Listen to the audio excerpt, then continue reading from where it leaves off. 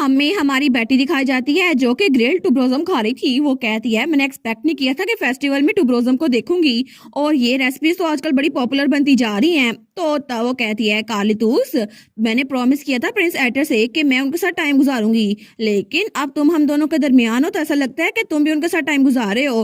तो तब first Prince कहता है अगर तुम ऐसे ही उस पर नजर रखते रहोगे ना तो आखिर में वो तुम्हें कह ही देगी कि तुम उसको तंग कर रहे हो। तो कार्लितोस कहता है अच्छा, लेकिन अगर कोई मेरी बहन के करीब हो ही ना तो मुझे उस पर नजर रखने की जरूरत ही नहीं पड़ेगी। तो तब वो दोनों तो एक दूसरे को घूरी जा रहे थे। तो हमारी यहाँ सोचती है देखा ये फिर से आर्ग्यू कर रहे हैं, मैं उम्मीद करती हूँ ये लोग अच्छे से रहे, लेकिन ये लोग तो लड़ते रहते हैं। तो तब वो कहती है लेकिन आखिर यहाँ पर फेस्टिवल इतना बड़ा क्यों है? एस्लान डची में तो फार्मिंग होती नहीं है ना, और मुझे पता है कि अभी फेरिस्टोन की वजह से फार्मिंग स्टार्ट हो गई है। तो खालिदोस कहता है ओ अच्छा, ये फेस्टिवल तो ओरिजिनली बाकी एरियाज को हार्वेस्ट करने के लिए था, और अगर उनकी हार्वेस्ट अच्छी होगी ना तो हम उनसे फूड ले सकते हैं। तुम्हें इस बारे में क्या लगता है? क्या तुम नॉर्थ की जनरोसिटी से प्राउड नहीं हो? तो हमारी हीरोइन सोचती है ये तो बस बुली बन रहा है, लेकिन जब वहां से गुजर रही थी ना तो वहां पे भी एक छोटा सा पौधा उगा हुआ था। वो सोचती है, उसने कहा है कि आजकल फेरिस्टोन्स हर जगह उगाए जा रहे हैं, तो इसकी वजह से मैं उम्मीद करती हूँ कि हर जगह पे फसलें काश्त हो जाएं और ये फेस्टिवल ये बहुत ज्यादा अच्छा हो। और मैं प्रे करती हूँ कि सिर्फ नॉर्थ में ही नहीं बाकी के रीजन्स में भी हार्वेस्ट अच्छी हो। और तब वो कहती है प्लीज इस कॉन्टिनेंट के पीस के लिए प्लीज हमारी हेल्प करो। लेकिन तब तक शाम भी हो चुकी थी। तो कार्लितोस कहता है आज का दिन कैसा था, क्या तुम्हें मजा आया? वो कहती है हाँ हाँ मुझे तो बहुत ज्यादा मजा आया, अगले साल हम फिर से आएंगे। लेकिन तभी वो कहती है क्या वो तो सर फ्रेडरिक थे ना? वो कहती है सर फ्रेडरिक आप यहाँ पर? तो वो जल्दी से भाग के उसके पास जाती है। तो पीछे फर्स्ट प्रिंस और कार्लितोस भी थे। वो कहती है सर फ्रेडरिक आप यहाँ पर क्यों आए? मुझे लगा कि आप कैसल में होगे। वो कहता है लेडी बेटी मैं तो यहाँ पर फ्री सूप किचन की प्रमोशन देखने के लिए आया था। वो कहती है अच्छा फ्री सूप किचन, वो तो मैंने लास्ट मीटिंग में प्रपोजल दिया था ना और मैंने उसके बारे में बताया था। वो कहता है जी जी बिल्कुल, वो आपका ही कॉन्सेप्ट था लेकिन लोगों के लिए नया था, और अगर हम इस कोने से मुड़े ना तो वहीं पर है वो फ्री किचन, अगर आपने देखना है तो मेरे साथ चलें। वो कहती है हाँ हाँ चलती हूँ। लेकिन तभी पीछे से किसी की आवाज आती है ओए तुम क्या कर रहे हो? लेकिन वहां पर एक नाइट ने एक लड़के को पकड़ा हुआ था। वो कहता है ये सारे के सारे इंग्रेडिएंट सूप किचन के लिए चाहिए कल के लिए, तुम्हारी हिम्मत कैसी उनको चुराने की? तो वो लड़का कहता है चुरा रहा था, नहीं नहीं तुम्हें गलतफहमी हुई है। तो हमारी सोचती है क्या इसकी बेल्ट के साथ ये जो लगा हुआ है ये तो ऑल पर्पस रिंग नाइफ है ना, ये इसके पास क्या कर रहा है? ये तो बहुत अरसे बाद आया था। तो तब वो नाइट कहता है मिसअंडरस्टैंडिंग, तुम यहाँ पर गार्ड्स के होते हुए चोरी करने की कोशिश कर रहे थे। तो वो लड़का कहता है नहीं नहीं मैं तो बस वो नीचे गिरे हुए थे ना उनको उठा के ऊपर रख रहा था। तो हमारे यहाँ सोचती है आखिर ऑल पर्पस रिंग नाइफ इसके पास अभी क्या कर रहा है? वो तो मार्केट में अभी तक आया ही नहीं। लेकिन वो लड़का उसके तो ब्लू बाल थे और ब्लू ही आंखें थी। वो कहता है प्लीज मुझ पे रहम करें। वो सोचती है कहीं ये वही जीनियस इन्वेंटर तो नहीं वेन। और तब वो बताती है कि असल में किसी को नहीं पता था ये सब कुछ किसने इन्वेंट किया है, लेकिन हर कोई उसको जीनियस इन्वेंटर कहता था। लेकिन उस इन्वेंटर ने तो बहुत सारी चीजें बनाई थी जो बहुत ज्यादा यूजफुल थी, जिनमें से specially all purpose ring knife था जो कि हर एक इंसान के पास होता था, और इसके अलावा डोर क्लॉक जो कि 12 बजते ही डिफरेंट पोजेस बनाती थी, और इसके अलावा फ्लाइंग कैरेज। लेकिन वो कॉन्सेप्ट पूरा होने से पहले ही वो मर गया। लेकिन ये सारी की सारी इन्वेंशंस ये जीनियस इन्वेंटर ने खुद बनाई थी।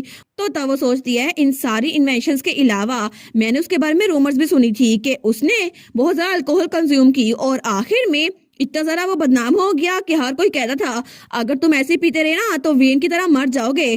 तो वो सोचती है आखिर में अल्कोहल की ज्यादा होने की वजह से वो मर गया और सब लोग उसका मजाक उड़ाते थे। लेकिन अगर सच में ये वही है ना वो जीनियस इन्वेंटर, तो मुझे इसको रोकना होगा और मैं इसकी एबिलिटीज का फायदा उठा सकूं, भी इससे प्रमोशन भी हो और इसकी भी जान बच जाए। तो तब उसकी तरफ देखती है। वो कहती है एक्सक्यूज मी क्या आप मुझे बता सकती हैं आपकी वेस्ट पर ये जो है आपने खुद बनाया है? वो कहता है क्या? तो तब वो कहता है आप इस बारे में बात कर रही हैं? हाँ मैंने इसको बनाया था। लेकिन तब हमारी बेटी कहती है हाँ हाँ बिल्कुल, अगर आप माइंड ना करें तो क्या मैं इसको देख सकती हूँ? तो वो लड़का कहता है नहीं नहीं मैं माइंड नहीं करूंगा, लेकिन अभी तक ये फिनिश नहीं हुआ, किसी को दिखाने के काबिल नहीं है। और वहां पर एक चाकू था और उसके साथ भी 2 चीजें थी। वो कहती है वाओ। तो तब वो कहता है अभी मैं इस पे काम कर रहा हूँ, इससे मैं थोड़ा सा काम और बढ़ाऊंगा। तो कार्लितोस कहता है क्या बोल रहे हो? आराम आराम से बोलो ना, साफ साफ पता भी चले। वो कहता है मुझे माफ कीजिएगा, मेरी बात सुनना मुश्किल हो रहा होगा ना, लेकिन मैं बस आपको बता ही रहा था, फिर भी ये बहुत बोरिंग होगा। तो बेटी कहती है नहीं ये बोरिंग तो बिल्कुल भी नहीं है। और वो कहती है कार्लितोस तुम उसको डरा रहे हो, बस कर दो। वो कहता है मैंने क्या बोला उससे, वही है जो अपने आप डरी जा रहा है। लेकिन हमारी बेटी उसके पास आती है और कहती है ये तो बहुत इंटरेस्टिंग लग रहा है, क्या तुम मुझे इसके बारे में और बता सकते हो? वो कहता है सच में आप मुझसे और सुनना चाहती हैं? तो हमारी कहती है हाँ हाँ बिल्कुल। वो सोचता है पहली बार कोई इंसान मेरी बात सुनना चाहता है, पहली बार कोई मेरे पास आया है। तो वो कहता है अगर आपको मेरे जैसे इंसान की बोरिंग स्टोरी सुननी है ना तो फिर मैं आपको। तो तभी उसके पेट से आवाज आती है, वो कहती है डिनर का टाइम हो गया है तो मुझे लगता है हमें खाना खाते हुए बात करनी चाहिए। तो काली दोस्त कहता है मैं भी साथ जाऊंगा, मैं किसी गुफपाल के साथ अकेला नहीं छोड़ सकता। तो वो लड़का कहता है गुफपाल, लेकिन फर्स्ट प्रिंस तो हाँ पीछे अकेला रह गया था। वो सोचता है मुझे लगा था स्टार के साथ आज मैं दिन गुजारूंगा, लेकिन तभी हमारी हीरोइन उसके पास आती है, उसका हाथ पकड़ती है। वो कहती है एक्टर इस बार मैं तुम्हें एस्कॉर्ट करूंगी तो मेरे साथ चलो ठीक है। तो वो कहता है सच में माय लेडी, उसका दिल तो धड़का था। वो सोचता है वाह सच में माय लेडी मेरे साथ है, मुझे इसी बात से खुशी हो रही है चाहे उनके साथ कोई और क्यों ना हो। वो कहता है ठीक है तो आप मेरे लिए ये कर सकती हैं। वो कहती है ठीक है मेरे साथ चलो। लेकिन काली तो उस लड़कों को लेके जा था। वो कहता है ओए मेरी बहन का हाथ छोड़ दो, अपने गंदे हाथों से मेरी बहन का हाथ ना पकड़ना। लेकिन वो लड़का वो सोचता है ये इंसान तो बहुत ज्यादा डेंजरस है। और तब थोड़ी देर बाद वो लोग खाने की टेबल पे बैठ गए थे और वो लड़का तो खाना खा ही जा रहा था जैसे बहुत दिनों से भूखा हो। तो तब कालीदूस कहता है मैंने कभी भी किसी शेफ शिफ्टर के अलावा किसी को इतना खाते हुए नहीं देखा। तो हमारी कहती है उसको जरूर भूख लगी होगी ना। और तभी वहां पर वेटर आया था। वो कहता है ये ले 3 ड्रिंक्स और 1 वाइन का ग्लास, ये इस रेस्टोरेंट की तरफ से है। वो सोचती है अल्कोहल, क्या ये वाइन वेन के लिए है? तो वो कहती है मुझे माफ कीजिएगा लेकिन क्या आप इस वाइन को नॉन अल्कोहलिक ड्रिंक के साथ एक्सचेंज कर सकते हैं? वो कहता है जी ऑफ कोर्स। वो सोचती है मैंने एक बुक में पढ़ा था जहाँ लिखा हुआ था अगर आपको इन्वेस्ट करना है तो आपको अपने बाओबाब ट्री सीड को डिस्कवर करना होगा। और ये एक ऐसा सीड होता है जो कि बहुत ज्यादा छोटा होता है, लेकिन जब इसको उगाया जाए ना तो फिर ये जमीन से बहुत ज्यादा लंबा उगता है और इसके बहुत ज्यादा फायदे होते हैं। और ये एग्जाम्पल तो मेटाफर के तौर पे इस्तेमाल की जाती है ताकि कोई बहुत ज्यादा ब्रिलियंट हो ना तो उसको हम लोग जाया ना करे। और मैं भी चाहती हूँ कि ये इन्वेंशन करता रहे लेकिन अपने आप को अल्कोहल में कंज्यूम ना कर ले। तो तब वो कहता है मुझे पता था। तो बेटी कहती है क्या? वो कहता है मुझे पता था कि आप स्पेशल है लेकिन सच में आप में तो एक्सेप्शनल आई भी है और मेरी लुक्स के बजाय मैं तो सच में एक माइनर हूँ। आपको कैसे पता चला? किसी और ने कभी नोटिस नहीं किया? वो सोचती है एक माइनर, तो दोनों भी इसके तरफ घूर के देखते हैं। वो कहती है मैंने किया था लेकिन। तो तब वो सोचती है मैंने तो ड्रिंक इसलिए लौटाई नहीं थी ना क्योंकि इसकी एज इस हिसाब से नहीं लगती, लेकिन फिर भी क्या इसने पहले कभी अल्कोहल नहीं पी? वो कहती है वेन प्लीज कभी ड्रिंक ना करना। वो कहता है लेकिन अचानक से क्यों? वो कहता है अच्छा वैसे भी मैंने कभी ट्राई नहीं की, इसका टेस्ट कैसा होता है, लेकिन आप पहली इंसान है जिसने मेरी स्टोरी में इंटरेस्ट दिखाया है तो फिर मैं आपकी एडवाइस ले लूंगा। वो सोचती है मैं पहली इंसान हूँ, मतलब अभी तक कोई इसके पास इन्वेस्टर नहीं आया। वो कहता है मुझे पता है ये बिल्कुल मैस की तरह लगता है लेकिन फिर भी ये मैंने खुद बनाया है और ये ऑल पर्पस रिंग नाइफ है। तो हमारी कहती है अच्छा तुम्हारे पास इतना टैलेंट है, तुम्हारे पास तो बहुत सारे इन्वेस्टर होंगे ना, लेकिन अभी तक तुम्हें किसी ने ढूंढा क्यों नहीं? वो कहता है मेरी भी अपनी रीजंस हैं। असल में मेरे फादर ने बहुत सारे लोगों से पैसे उधार लिए हुए थे बिजनेस की वजह से, लेकिन उन्होंने किसी एक को भी एक पैसा भी वापस नहीं दिया और नेचुरली सब लोगों ने उनको उधार देना बंद कर दिया था। लेकिन तब मेरे फादर ने मुझे भेजना शुरू कर दिया और लोगों ने मुझे देखते ही अपना दरवाजा बंद कर लिया और लोग मुझे मारते भी थे। इसी वजह से इतने सारे टाइम के बाद भी इवेंचुअली मेरे पास कोई भी नहीं आया और मेरी इतनी इन्वेस्टमेंट के बावजूद भी कोई भी मुझ में इन्वेस्टमेंट नहीं करता और वो तो बहुत ज्यादा दुखी हो गया था। तो बेटी उसको देखती है, वो सोचती है वाओ मुझे लगा नहीं था कि इतना सब कुछ सीरियस होगा। लेकिन वो कहती है अपने आप पे कॉन्फिडेंस रखो वीन। तो कालीदूस भी कहता है एग्जैक्टली तुम्हें अपने फादर को सबक सिखाना चाहिए। तो फर्स्ट प्रिंस भी कहता है और तुम्हें इतनी मिजरेबल लाइफ गुजारने की जरूरत नहीं है अपने पेरेंट की वजह से। और सब लोग उसको इनकरेज कर रहे थे। तो बेटी कहती है मैं गारंटी देती हूँ कि तुम्हारी इन्वेंशंस दुनिया को चेंज कर देंगी और मैं श्योर हूँ कि लोग तुम्हें कभी ना कभी पहचानेंगे तुम्हारी वैल्यू क्या है। तो उसकी आंखों में तो आंसू आ गए थे, वो तो रोना शुरू कर देता है। वो कहती है ठीक है दुखी ना हो, अपने आप पे कॉन्फिडेंट रखो। वो कहता है थैंक यू, मुझे पता है कि मेरी इन्वेंशन बहुत अच्छी है लेकिन मुझे कभी भी अपने आप पे इतना कॉन्फिडेंस नहीं था। थैंक यू सो मच मुझे ये बताने के लिए। और वो तो रोना शुरू कर देता है। तो हमारी हीरोइन का भाई कहता है ओए बुशी टेल तुमने उसको रुला दिया। वो कहती है कि यार लेकिन मैंने तो उसको बताया उसकी इन्वेंशन कितना अच्छी है। वो कहती है ये लो टिश्यू ले लो ना, प्लीज रो मत। वो कहता है थैंक यू। लेकिन हमारी उन कहती है अच्छा वेन प्लीज काम डाउन और इसको देखो, मैंने तुम्हारे लिए एक प्रपोजल लिखा है और प्लीज तुम इसको देख लो। वो कहता है मेरे लिए? तो तब वो कहती है बिल्कुल, क्योंकि मैं चाहती हूँ कि मैं ऑफिशियली तुम्हारी इन्वेंशंस को अपने नाम करूँ और इसके इन्वेस्टर बन जाऊँ। तो क्या तुम इसको देखोगे? वो कहता है मेरी इन्वेंशंस को? वो कहती है हाँ बिल्कुल, इसमें मैंने कॉन्ट्रैक्ट लिखा हुआ है और उसके साथ डिटेल्स भी हैं। वो कहता है ठीक है मैं देखता हूँ। लेकिन वो उस डॉक्यूमेंट को देखते हैं। वो कहता है सच में ये सब कुछ? तो वो कहता है इसके अलावा डिपॉजिट भी लिखा हुआ है। लेकिन जैसे वो रकम को देखते हैं ना वो तो चिल्ला उठता है। वो कहता है यहाँ पे तो बहुत ज्यादा जीरो है, आपको सच में लगता है कोई एरर नहीं है? तो बेटी कहती है बिल्कुल ये करेक्ट अमाउंट है। और मैं नहीं चाहती कि तुम्हारी इन्वेंशंस को ऐसे ही सस्ते दामों में खरीद लूं, क्योंकि मैं चाहती हूँ कि तुम्हारी फ्यूचर वाली इन्वेंशंस वो भी बहुत ज्यादा वैल्यूएबल होने वाली हैं, तो उन सबको मैं खरीद लूं। वो कहता है मैं अभी इसको साइन कर देता हूँ। तो बेटी कहती है नहीं नहीं, तुम्हें साइन करने की जरूरत नहीं है, ये तो सिर्फ एक कॉन्ट्रैक्ट है, बाकी का रियल कॉन्ट्रैक्ट वो तो तुम्हें बाद में बना कर दूंगी। तो तब वेन कहता है मेरी सारी की सारी इन्वेंशंस जो मैं बनाऊंगा ना मेरी बाकी की लाइफ के लिए, वो भी सारी आपकी होंगी। वो कहती है नहीं, सारी इन्वेंशन दुनिया के लिए रखो, लेकिन उनकी इन्वेस्टमेंट वो मैं करूंगी, तो तुम्हें उनके लिए सोबर रहना पड़ेगा, तुम ड्रिंक नहीं करोगे। वो कहता है ठीक है मैं प्रॉमिस करता हूँ।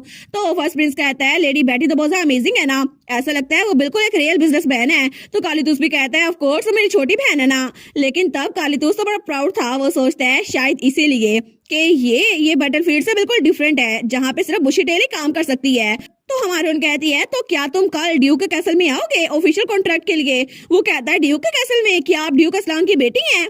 और तब हमें कुछ दिनों बाद का सीन दिखा रहता है। तो तब वहाँ पर कुछ लोग आए थे, वो कहते हैं आप हमसे मिलना चाहती थी माय लेडी। तो हमारी बेटी वहाँ पर बैठी हुई थी और उसका ऑफिस भी तैयार था और उसके सामने 3 लोग खड़े हुए थे। वो कहती है जी थैंक यू सो मच यहाँ पर गैदर होने के लिए, और मैं जानती हूँ सब लोग बहुत ज्यादा बिजी हैं। और वहाँ पे एक लाल बालों वाली लड़की थी जो कि रोब्स का काम करने में बड़ी एक्सेप्शनल थी, और उसको मैक्रेमे बनाने के लिए रखा था। और शेफ था जो कि ज्यादातर टुब्रोजम की डिशेस बनाता था। और इसके अलावा वेन था जो कि उसका लास्ट बायोबाब ट्रीट था, क्योंकि उसने सारी इन्वेंशंस करनी थी। तो हमारे सोचती है और आखिर में ये मैं हूँ जिसकी वजह से ये सारा प्लान काम करेगा, और मैं श्योर हूँ कि हमारी टीम बेस्ट होगी। तो तब वो कहती है सब लोग उसको देखते हैं। वो कहती है क्या तुम लोग मेरे साथ बिजनेस स्टार्ट करना चाहोगे। और वो तो बड़ी पुरजोश थी। और थोड़ी देर बाद वो वहां से बाहर जा रही थी, तो वो सोचती है मैं तो सब कुछ तैयार कर ली है। और उसके हाथ में एक डॉक्यूमेंट था। वो सोचती है सब लोगों ने कहा वो मेरे साथ काम करेंगे, उन्होंने कहा ठीक है हम करेंगे, और हम इस बार में पॉजिटिव हैं, हम कोई ऑब्जेक्शन नहीं कर रहे। और वे ने भी कहा था हम माई लेडी को ट्रस्ट करते हैं, और जो आप कहेंगे ना वही करेंगे। शेफ ने भी कहा था जी बिल्कुल, मैं तो हर एक डिश बनाऊंगा। वो सोचती है मैंने तो सब कुछ इतना तैयार किया था, लेकिन ये प्रपोजल किसी ने देखा ही नहीं, मैंने इतनी मेहनत की थी।